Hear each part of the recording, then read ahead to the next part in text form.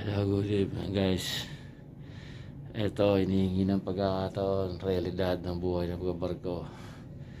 Minsan kailangan natin tumulong sa mga Cubierto boys. So, ito, na-requestan kami na tumulong muna ng Gali team sa Cubierto para mabilis ang trabaho, barado ng yelo. So, time check. Ano oras na ngayon? 12:30 na, diba? Pero, ganyan talaga ng buhay namin. So, alam ng mga marina yan. Kaya yung mga gusto magtrabaho sa kusina, minsan nagiging ganito sitwasyon natin. Pag kinikilangan, request tayo, tumulong.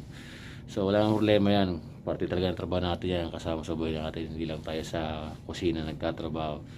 Minsan kailangan natin tumulong sa mga boss para mapabilis yung trabaho nila. So, kaya ang key points lang yan para at least alam din ng iba na minsan darating yung ganitong pagkakataon sa trabaho natin.